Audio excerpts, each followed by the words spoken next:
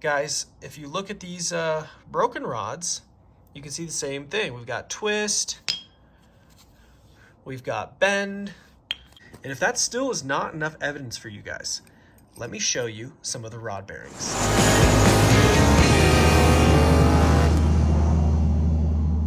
Hey guys, so I have some news about the blown up 2.7 motor, and what I've found has possibly explained the reason this motor blew up. And this information could be very valuable to any of you guys who have 2.7 Ecoboost and are running a lot of power through it. So make sure you watch to the very end to see my explanation for what I think happened.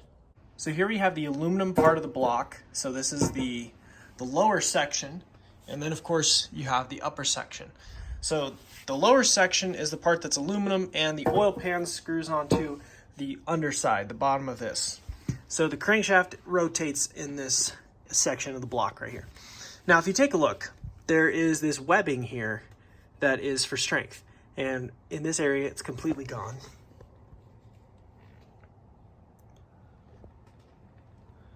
Just completely broke off this gigantic hole, and if you see, the block is not that thick. Now this mess is nasty looking. We have a giant scratch right here, and then we have all this nasty trashed mess right here.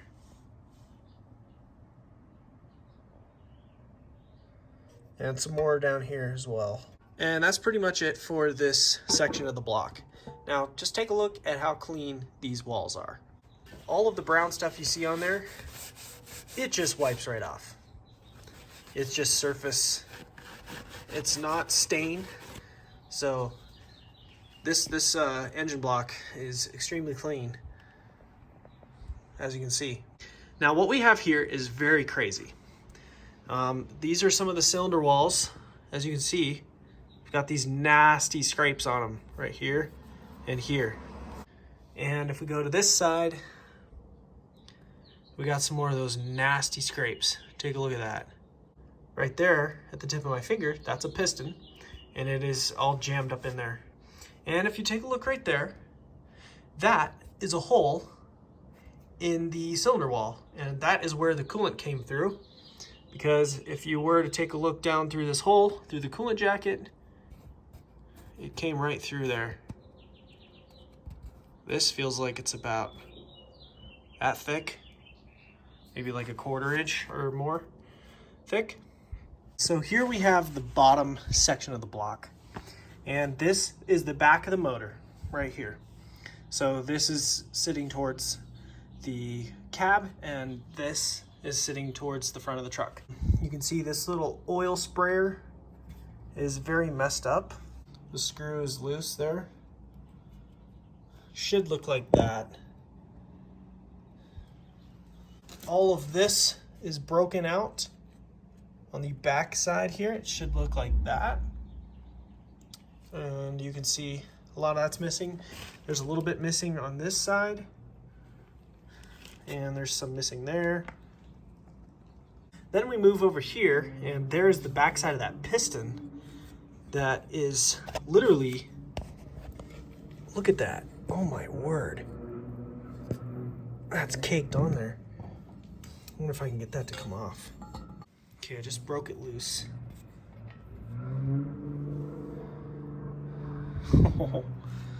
Yeah, so that was jammed up on there. The two front cylinders didn't have any problems, and neither did this one, but this one blew out, this one blew out, and that one blew out. So while I was at it, I figured I'd give you guys a view into the internal exhaust manifolds that are on the cylinder head. So going straight in, there's where the turbo bolts up. We're gonna go straight in, and the first thing we see is an exhaust valve right there. And we see the other exhaust valve right there, down there. And as you can see, each one has a runner, and at the very end, if I can get it to get down there and get straight a little bit, the last one has a nice curve to it. So pretty interesting. The internal exhaust manifolds on these heads, it actually looks pretty interesting. It's basically an exhaust manifold, but it's literally right here on the head, just built in. All right, guys, so I have some very interesting stuff for you guys to see. First of all, look at this giant pile of carnage. This is horrible. I've never seen anything like this before. There's pieces of the block mixed in there, pieces of piston, pieces of rod, pieces of the CGI block. There's pieces of the rings in here. We have some pieces of the block right here. That's what all this stuff is. We got 2 wrist pins. Here's a third one right here. Those are like in decent shape, honestly. Those are probably like forged steel. I mean, they feel hardened. What we have over here is pistons. Obviously there's not 4. This is, one of these is a half of the other, but I'm not exactly sure which one's which. Then we've got a piece of rod right here. My guess is this is either from, my guess is that was right there on this rod. So we have a broken rod here. I had to grind the screws off because they were smashed up, so I ground those off, and we have the rods, the broken rods. I'm pretty sure that goes there. And then we have this one, which I believe goes right here, because this one has that angled cut, and so does that one. So I'm pretty sure that goes there, and that went there. And this one is insanely mangled. It's got a crazy twist to it. This one, same thing, a little bit of a twist and a bend. I think that the rods were starting to bend, and that some of them were actually bent and the motor was still running and it was still making power. And I'll show you the evidence of why I think that.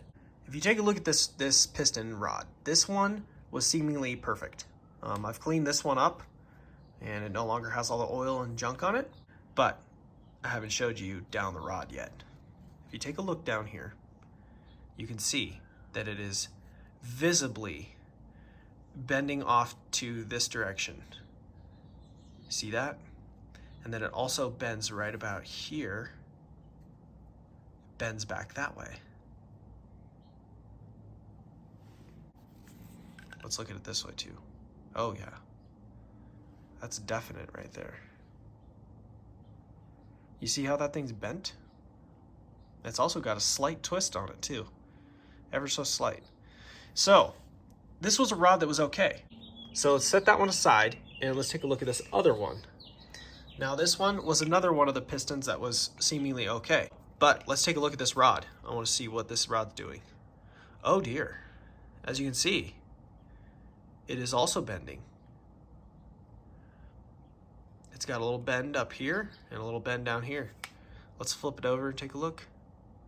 Yep, you can see there's a bend, especially right in this area. You can just see it looking at it right now. Now what's interesting about this one, guys, is it has a lot less of a bend. You see there's just ever so barely a bend right in this area. But look at that, it's way straighter than those two. Way straighter. So with that being said, guys, if you look at these broken rods, you can see the same thing. We've got twist, we've got bend. And if that still is not enough evidence for you guys, let me show you some of the rod bearings.